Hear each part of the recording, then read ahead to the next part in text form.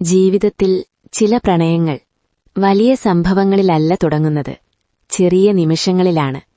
ഒരു കാപ്പിക്കപ്പിൽ പോലെ. ആദ്യ കണ്ടുമുട്ടൽ. തിരുവനന്തപുരം നഗരത്തിലെ ഒരു ചെറിയ കഫേ. മഴത്തുള്ളികൾ ഗ്ലാസ് ജനലിൽ തട്ടിക്കൊണ്ടിരുന്നു. അവിടെയൊരു കോണിലിരുന്ന് ലാപ്ടോപ്പിൽ ജോലി ചെയ്യുകയായിരുന്നു അമൽ.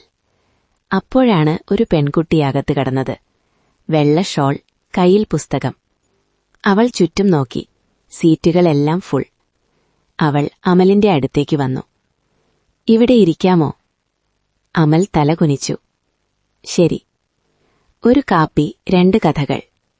അവൾ ഒരു കാപ്പി ഓർഡർ ചെയ്തു. കുറച്ചു സമയം നിശബ്ദത. പിന്നീട്, "വൈഫൈ പാസ്വേഡ് അറിയാമോ?" അവൾ ചോദിച്ചു. അമൽ ചിരിച്ചു. "എനിക്ക് പോലും അറിയില്ല." അവൾ ചിരിച്ചു. "ഞാൻ നൈന." അമൽ. ആ ചെറിയ പരിചയം ഒരു തുടക്കമായി. ചെറിയ സംഭാഷണങ്ങൾ. ദിവസങ്ങൾ കടന്നുപോയി.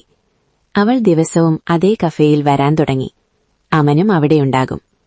ആദ്യത്തിൽ ഹായ്, പിന്നീട് കാപ്പി, പിന്നെ നീണ്ട സംഭാഷണങ്ങൾ.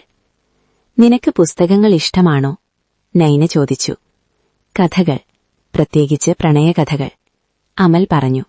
"അപ്പോൾ നമ്മുടെ കഥയും ഒരിക്കൽ എഴുതുമോ?" അവൾ ചിരിച്ചു.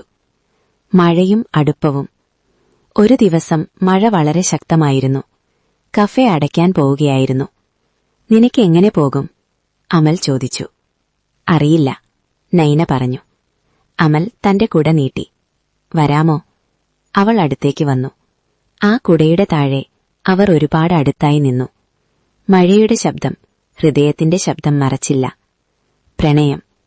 അടുത്ത ദിവസങ്ങളിൽ അവരുടെ ബന്ധം കൂടുതൽ ആഴത്തിലായി.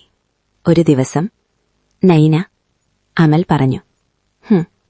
ഈ കാപ്പി ഇനി ഒറ്റയ്ക്ക് കുടിക്കാൻ തോന്നുന്നില്ല." അവൾ ചിരിച്ചു. "എനിക്കും."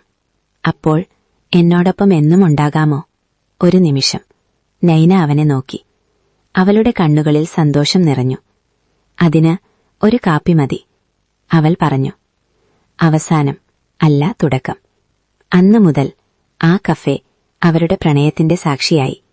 ഓരോ ദിവസവും ഒരു കാപ്പി, 2 ഹൃദയങ്ങൾ. അവസാന വരി. ചില പ്രണയങ്ങൾ വലിയ വാക്കുകളിലല്ല, ചെറിയ നിമിഷങ്ങളിൽ പൂക്കുന്നവയാണ്.